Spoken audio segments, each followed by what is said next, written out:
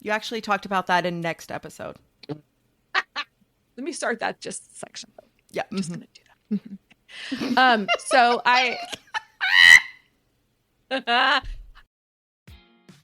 Yay, you're here. Welcome to How to Be a Grown Up with CK and GK.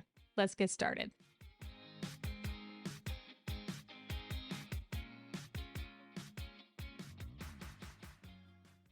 Learned about this, that there was a study done, I think it was like 2013, that singing actually is one of those things that releases endorphins.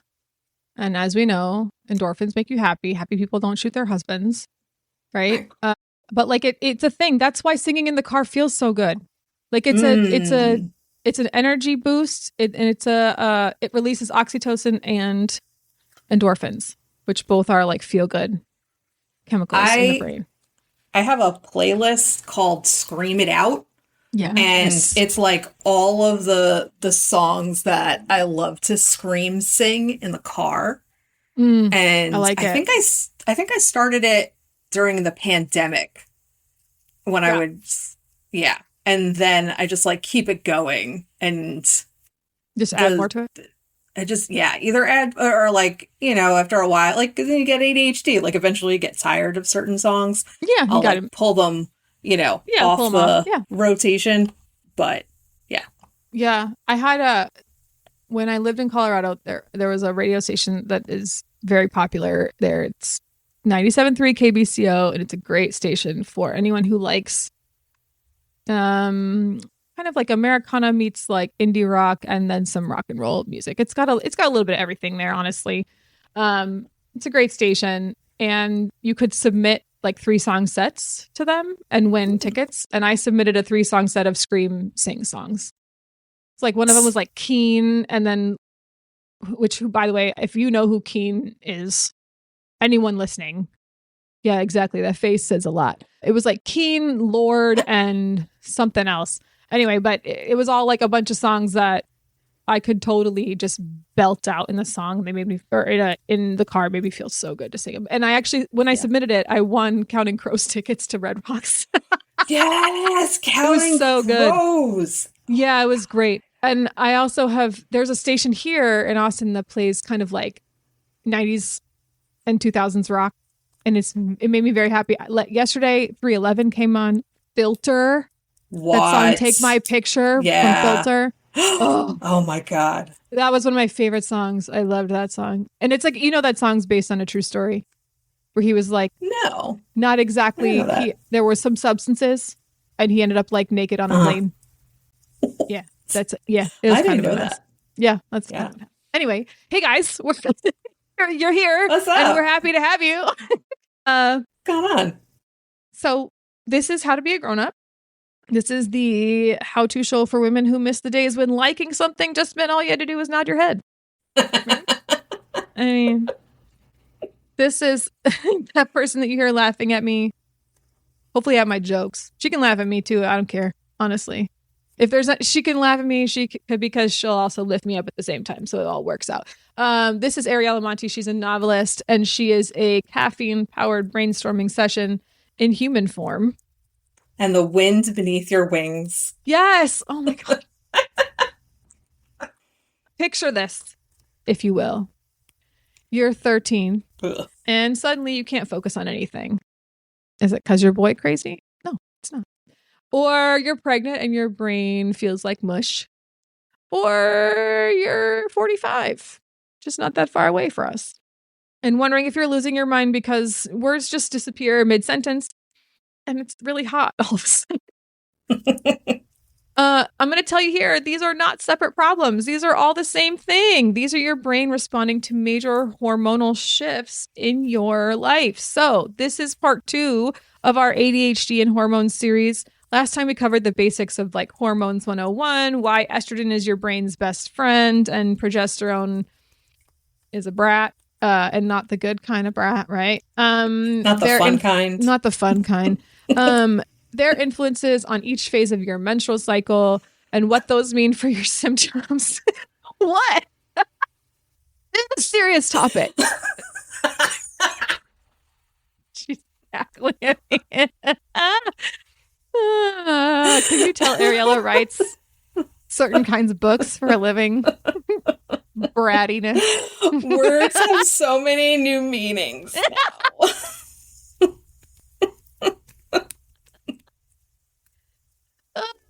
Oh, don't look up brat material on Etsy, okay? Just don't do that. Unless you have a certain lifestyle choice, don't do it. But now look at you. You want to. Gosh, okay. Just triggered my pathological demand avoidance. Like, don't tell me what to do. Don't tell me what to look up on Etsy. You're gonna find some things you didn't know existed. I'm just gonna tell you that right now. It's like the time when my friend Ashley and I were in a professional development session at school at a very, very conservative Christian school. And this man had a like Harry Potter remote control wand that he was using to like select people. And I was like, that's so cool. I want that. And what do Ashley and I do? Immediately look up magic wand on our phones during the professional development session. Oh. I got a look from my boss, from my principal. I was in so much trouble. We were just over there cackling. Like, oh, shoot, why did we do that? Anyway, that is not the point. The point is those hormones, estrogen and progesterone, are very, very influential in your life. They have fluctuations throughout not just your cycle, but also your life phases. And so if you haven't listened to that previous episode of our intro, like, please go do that because it kind of gives you the rundown of what you need to know before we get into this one. But today we're going to get into kind of a nitty gritty of your life cycles. So how your ADHD symptoms change throughout different life phases and why some periods of your life, oh my gosh, feel like ADHD is ramped up. And there's so much science here. I'm not a science teacher, but I should have been. I would have known a lot more. There's actual science behind why your teenage years, why pregnancy, why menopause might have felt or currently feel like they're absolutely chaotic if you have ADHD. If you are an ADHD mom, like you're a mom with ADHD or a parent of an ADHD daughter, first of all, if you're a parent of an ADHD daughter and you don't have ADHD, maybe just reassess because there's a good chance that you do. But this episode is for you. Please make sure you're following, subscribe to this show. And if you haven't left us a review yet and you are a listener, please do that. It means so much to us. We currently have a 4.9 on Apple Podcasts. And yet for some reason, we're not ranking. So I would love it if we could get some more reviews. Maybe I'll even put them on our website. Who knows? Be awesome. Anyway, let's get into this. If you could see the list of sources that I used. It is massive. It was so hard. It was so hard to put all this together. There's a couple of, one of them I have listed here twice, which is not great. Anyway, there were a couple that were pretty prominent. So again, CHADD, the website, CHADD, chad.org. Attitude Mag. This is a new website I'd never heard of before. Adept, ADDEPT, Adept. Kind of clever. I think right? I've come across it. Okay. I don't know anything about it. A few of these were like actual, research studies that I would like see a quote and I was like, oh, we have to somehow work that in. So there's a few from PMC, which is a research aggregate. There's a researcher who's very focused on this topic. Her name is Ashley G. Eng. She is looking into hormonal effects of ADHD on women during different phases of life. So I used her stuff. Science Direct, who else? Healthline Understood. The whole list is on the blog post for this episode. Please go check out some of those sources. There's some fascinating information there. And Attitude Mag's article, We Demand Attention. Oh my gosh, can I start that over? We demand attention on how hormonal changes impact ADHD symptoms in women. Yes, we do. Because as I said in the last episode, patriarchy is part of the problem when it comes to why your meds don't work during certain times of the month. So anyway, all those sources and mentions. But before we dive into this, I want to share a couple of stats that I learned that make me angry and get your middle fingers ready for the patriarchy. Okay, here we go. 94% of women with ADHD say their symptoms get worse during perimenopause and menopause. 94%. That's not a coincidence. That's a pattern. That's real. Yep. More than half of women with ADHD describe this period as the most difficult ADHD-wise in their entire lives. I believe it. Mm-hmm. We are talking about women who've been managing ADHD for decades, and suddenly they feel like they've lost their instruction manual for how any of this works. Like, yeah. What? Yeah. So all of these research articles kept saying the same thing over and over again, which is partly why I used so many, because I was looking into this and I'm going, wait, this one says it. Now this one says it. Now this one says it. So I'm just going to put this out there. Science. On this podcast, we believe in science. If you are not a science person, hardcore. Yeah. If you're not a science person, stop listening. Bye. I'm like, listen, I'm here. Beggars can't be choosers when it comes to listeners, but I'm going to say this now. You need to believe in science if you're going to be an enjoyer of this show. Anyway, science is clear. It's the drops in estrogen, not just the absolute amount of estrogen in your body, but the actual physical drop that send your ADHD symptoms into overdrive. Okay. So if you remember from the last episode, if you listened, if you didn't, go. Bye. See you later. Come back. Estrogen is your brain's personal assistant. It's your brain's best friend. When it suddenly quits without notice, if you had a personal assistant who then quits without notice, everything falls apart, right? So that's what's happening here. So let's get into the actual life phases. So moms of girls in puberty or about to be in puberty, here you go. Level 1, puberty, or when ADHD crashes the hormone party. I'm so good at this content writing. So you or your daughter are cruising through elementary school. Maybe you're struggling a little bit, but you're managing. And then all of a sudden, puberty hits like a freight train and it's carrying hormones as cargo. So for girls with ADHD, puberty often reveals symptoms that were previously hidden or under the radar. Those hormone surges don't just change your body. They're obviously changing your brain, and they're rewiring pretty much everything within your brain's chemistry. So here's what's going on. Remember progesterone, the it's complicated friend?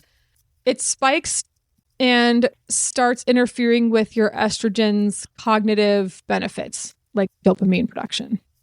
So all of a sudden, anxiety and irritability become harder to manage. Your impulsivity goes through the roof. And whatever organizational system that you had is now gone and or no longer working. And that happens to everyone, right? That's what the body is doing in puberty. However, for dopamine depleted folks, everything is ramped up, right? And that's why you might hear women say, like, I was fine until middle or high school. And then everything fell apart. It's not that you got lazy or that you stopped caring. It's that your brain chemistry completely shifted, and now no one told you that was what was going on. You learned in your, middle school sex ed class that, like, oh, women's bodies are doing this thing. Imagine the most beautiful flower you've ever seen. Like, that's the kind of stuff that you were told, right? But you weren't told about the actual science behind what's happening. And if you don't know that you have ADHD because you're an elementary student and your symptoms aren't pronounced, then you really have no clue as to what's going on. Right. So, and then after puberty, you kind of, things sort of start to level out. Maybe you have your ADHD meds or whatever it is, and you're kind of plugging along. And then you go through those monthly cyclical issues we talked about in the last episode. But then, should you choose to have a child, pregnancy and postpartum start to show some new things. This is if you have been pregnant and birthed a child. This is going to sound familiar, especially if you have ADHD, but this is like such a hormone roller coaster for everyone who has been pregnant. It's insane. If your regular monthly hormone changes are like riding a bike, being pregnant is like being strapped to a rocket ship. If we can make that connection here. So during pregnancy, some women feel like they have superpowers because of the estrogen boost that is involved in being pregnant. However, progesterone also spikes during this time as your body goes into overdrive producing the chemicals that are needed to keep a baby alive in your body. So some people feel like their brain gets replaced with cotton balls. It's honestly a crapshoot. It just depends on your body's chemistry, and everybody's chemistry is different. Then during postpartum, and we mentioned this in the last episode, I think Ariel and I both had a much harder time in postpartum than we did during pregnancy. Postpartum is when things kind of get real for people. Your hormone levels during postpartum don't just drop, they're legitimately plummeting. And it happens like immediately after birth. These hormone levels just start to just hit the ground. And for women with ADHD, it's sort of this perfect storm of all of these different things, again, which we mentioned in our last episode, which is an increased risk of postpartum depression. And I'm also going to say probably postpartum anxiety, because ultimately ADHD does kind of manifest itself as an anxiety disorder.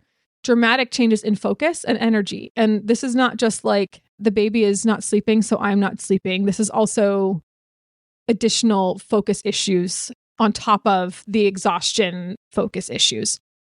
And then any executive functioning that you had that just feels completely gone, broken, whatever it is. Yeah. Out the door. Completely.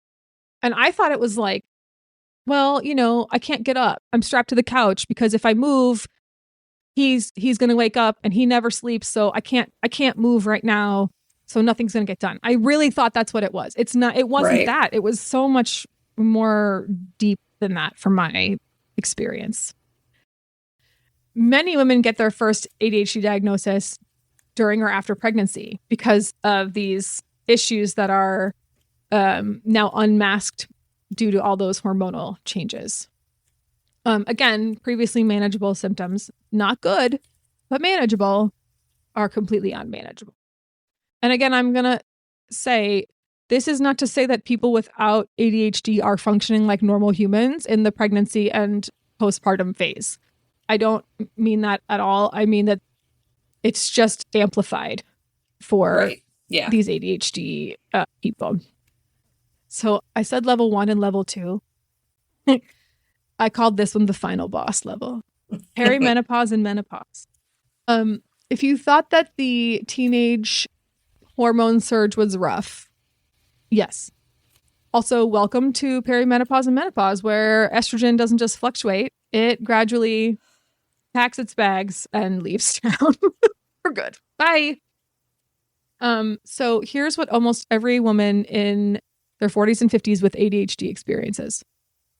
Forgetfulness that feels life-altering. It's not just where did I put my keys, but also what was I saying mid-sentence. Mental fatigue that makes you feel like you are literally trying to think through molasses, which I have experienced fairly recently, and that is really hard.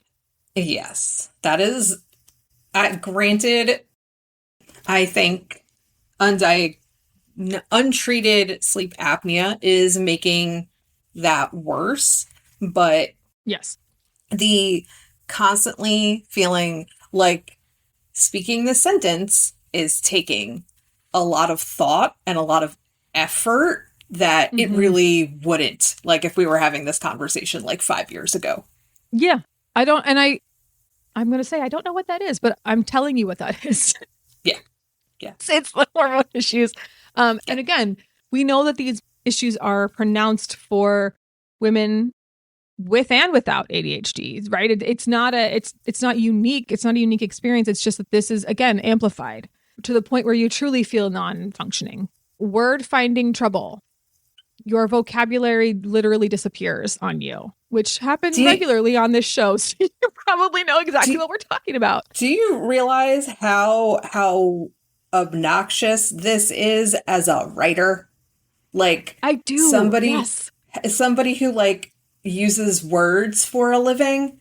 All of my drafts have little, like, I'll put something close to what I'm looking for and then highlight it with a comment that usually says something like, not this word, but something like it.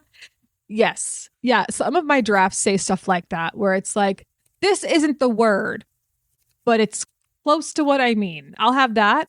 Also, fairly recently, and this has happened to me one other time before, but I could not think of the word have as in I have a podcast or I have red hair. So I use the word half as in 50%. Yep.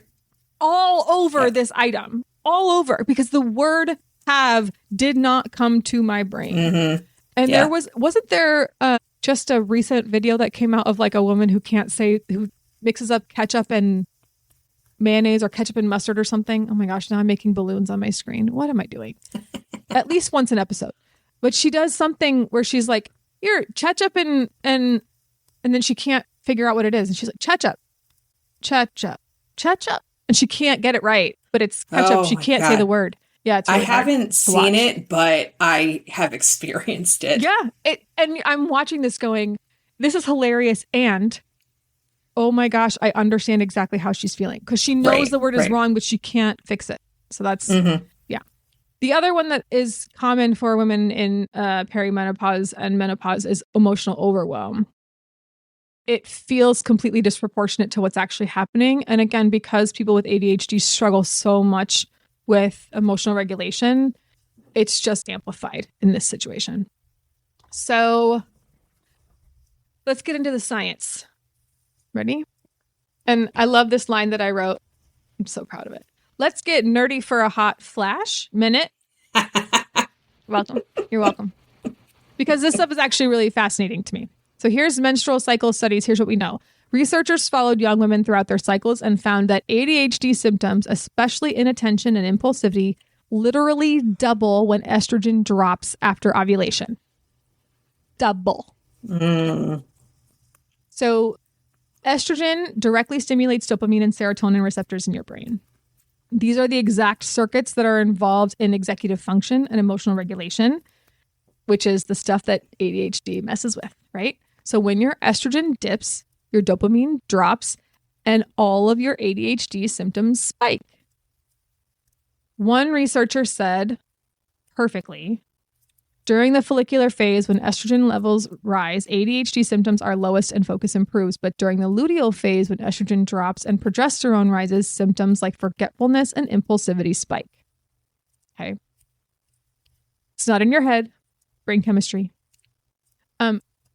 So because estrogen is so involved in those phases of your life, you can see how you're dealing with these cycles concurrently. So you're having those monthly hormonal changes while you're also dealing with those life phases.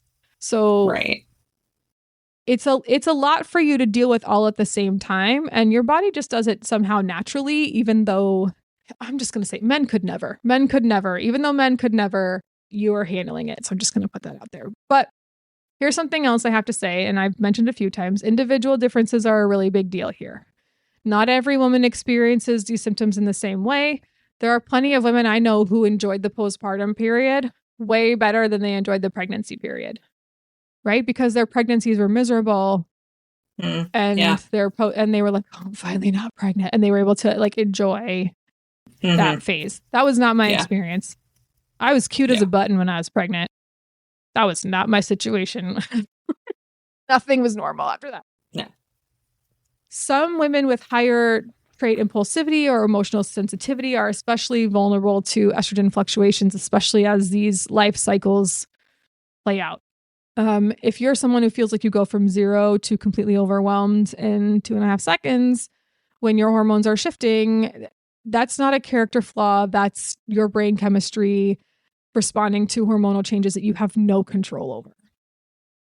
So I guess my bottom line here is I just want to make sure you understand you're dealing with the monthly hormone fluctuations in addition to the life cycle fluctuations. And that's a lot for you to be dealing with. And so that's why your ADHD is manageable one week, not manageable the next week. And then as you get older, less and less manageable during certain weeks.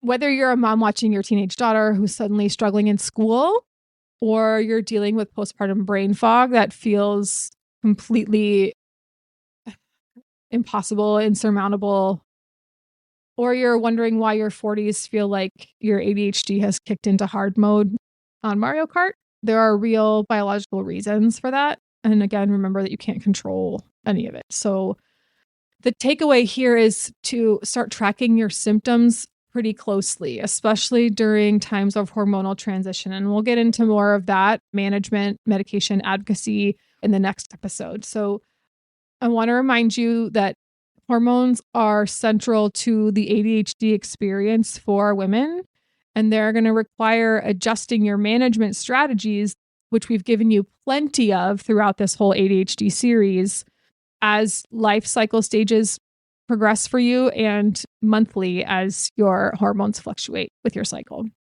Next week, we're talking about those practical things like medication adjustments, advocacy strategies, and management so that you can work with your hormones instead of trying to fight them. Understanding all of this is going to be step 1 for you so that you can go in and use those strategies that we've provided. So yeah, what I wrote was, because understanding what's happening is step 1, and step 2 is knowing what the hell to do about it. Yep.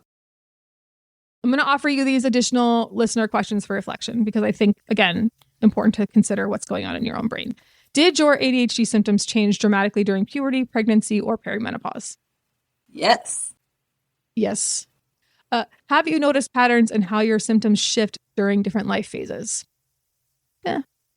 Maybe. If you're a mom, are you seeing signs of ADHD in your daughter as she goes through puberty? Don't have a daughter. So. I don't either. No, I only have a son. But I've heard good things about daughters. I am one. I think my parents would say they're pretty cool. And I know people who do have them, and they seem awesome. Either way, we want to hear from friends. you. Some of my best friends have daughters. Most of my best friends are daughters. So it really works out. Yeah. I would say we're pretty awesome. Either way, I want to hear from you. I know Ariella does too. These experiences are really important, and you have a community of people behind you who, want to help you feel less alone.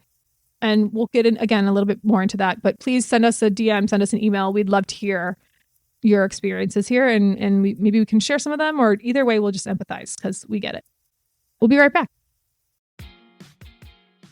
Okay, y'all. POV. You find a diary exposing forbidden magic, and the hot museum caretaker's life depends on you burning it. Roots in Ink, the debut novel by Ariella Monti, is the fantasy romance for rebels. Use promo code CK and GK to get 20% off your copy at ariellamonti.com. Again, that's all caps CKANDGK for 20% off on ariellamonti.com. Get your copy for 20% off today.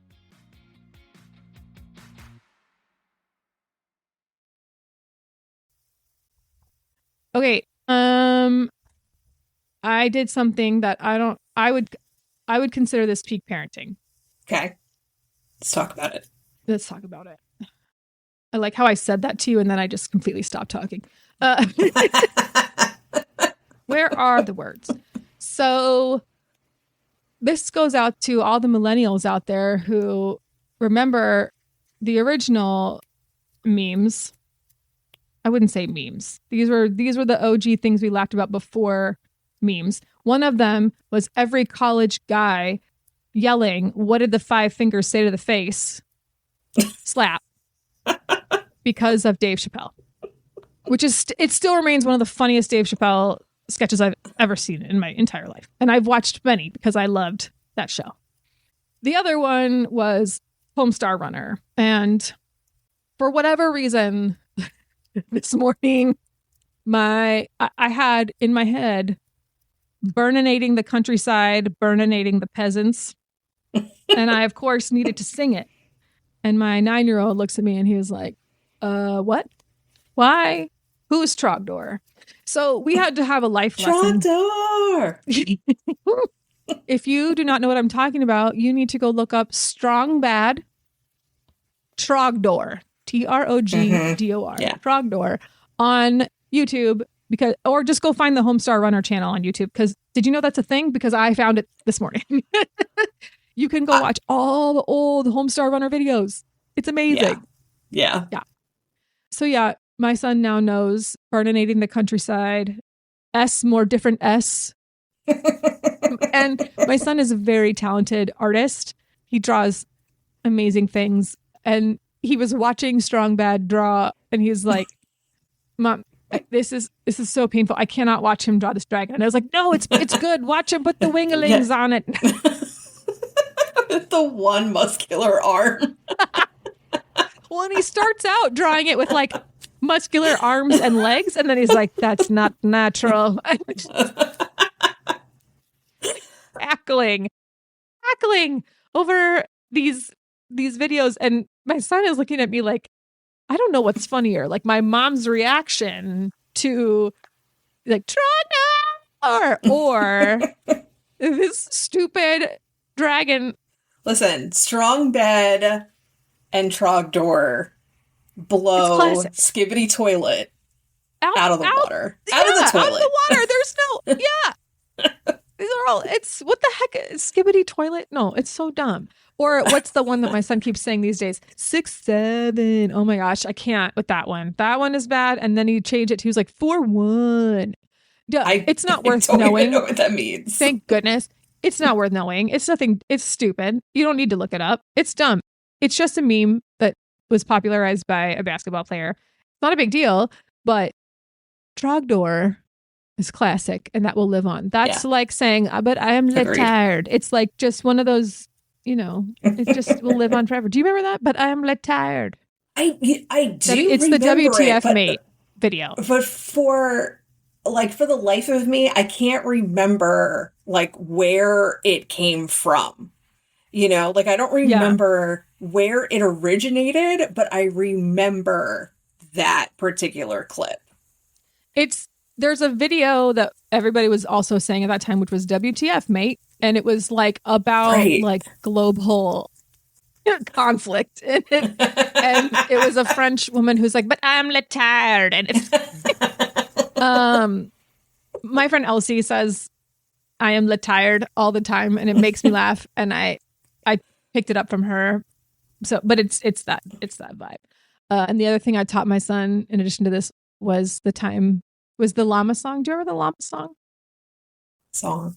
It's dumb. It's like, here's a llama, there's a llama, and another little llama. It's dumb. But when hyperlinks were relatively new in college, and people were, using AIM to chat with each other. Yes. I used to send, one time my roommate and I were, shall we say, not with it. We'll just use that language. With some Jell-O that had been spiked. And we started sending my boyfriend at the time, who's now my husband, hyperlinks to the llama song. And he kept clicking on it. And it was the So you were rickrolling him with the llama song. Yeah. Yeah. It was really funny. And I was telling that to my son. I was like, look, here's how I really made your dad mad. I sent him this song. And then he tried to get Alexa to play it, and I was like, no, we don't need to poke the bear right now. Can, you and I can sing the llama song to each other, but we don't need to make Dad try to hear it. Yeah, I was just waiting to see what his face would be. Anyway, that's a little glimpse into our millennial life right now. I love it. A little Homestar Runner, a little Strong Bad, a little Trogdor, a little llama song, and we're gonna wrap this up because I am tired. Okay, bye.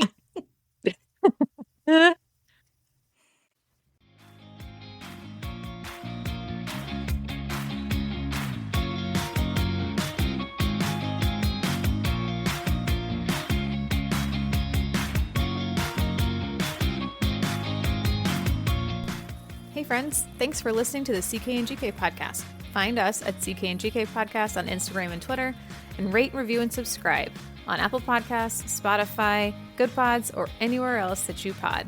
See you next time.